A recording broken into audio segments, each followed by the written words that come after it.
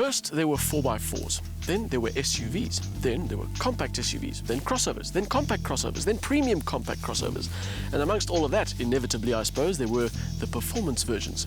So, no surprise then that Audi has given the RS treatment to one of its Q cars.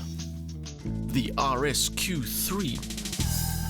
There was much wailing and gnashing of teeth when this car first appeared, with a lot of people asking why Audi would build such a thing. For me, there's a simple answer.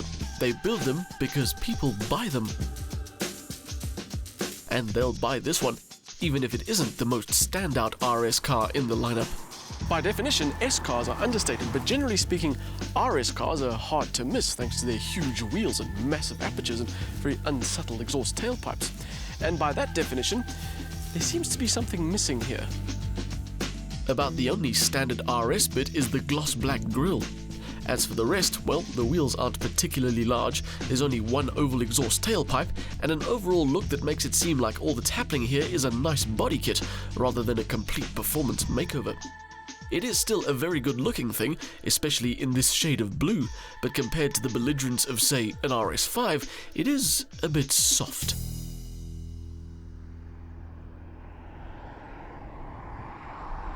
While a lot of people are wondering what the point of the RS Q3 is, for me, the bigger mystery is why Audi haven't used this motor in more of their cars. The 2.5-litre 5-cylinder turbo puts out 228 kilowatts and 420 newton meters for a 0 to 100 time of 5.5 seconds, and it sounds every bit as good as it feels. Get the revs up past the 3,000 mark and the exhaust bashes out that typical 5-cylinder sound, which is reason enough to love this motor. Another reason is its ability to shove the 1.7-ton body along with absolute ease, making sports car drivers do a double take as you pass them with a silly grin on your face. The only gearbox choice is a 7-speed S-tronic, which has its own entertainment value, because every time you pull a pedal, the exhaust gives a sharp crack. It can be a little bit hesitant, though, on downshifts when you want a burst of power, almost like it's giving the rest of the drivetrain a minute or two to prepare for what's about to hit it. When it's finally hooked up, though, it is satisfyingly quick, and the symphony served up by the engine and the exhaust just make you want to plant your right foot as often as possible.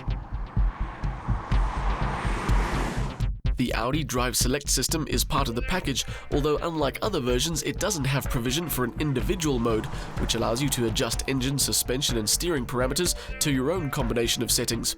It's not something you miss though, leave it in auto and it adapts to your driving mood. I suppose when Audi were deciding which of their Q cars to give the RS treatment to, the Q3 was the natural choice.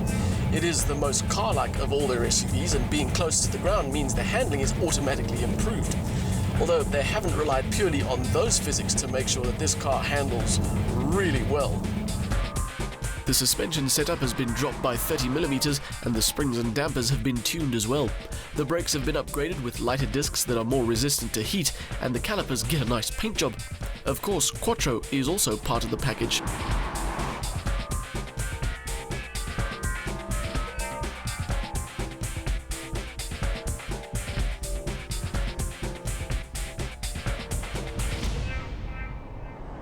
It is a very good package, although the steering stands in the way of it being a properly involving drive, because it's always too light, although it is very accurate. The one half of me says, well, this is a crossover, so I can forgive it. And the other side says, nonsense, this is an RS car, and as such it should deliver the involvement that that badge promises. As for the interior, there's no questioning this car's intentions when you see what goes on in here. Real carbon fiber inserts for the dash and sport seats are the most obvious part of the RS Q3's performance bent. Everything else is pretty much standard top-of-the-range compact SUV, with a long spec list and Audi's great design, although I am a little curious as to why they're still using some parts from the previous generation A3, like the aircon controls. For those who still want to use the RS Q3 for its load-carrying talents, the steroid injection has done nothing to shrivel its cargo capacity. So it's got good handling, great engine and superb noise, but the RS Q3 isn't the most convincing RS car thanks to its light steering and its looks that are somewhat watered down. Still, for the money, it is the most fun you can have in a crossover.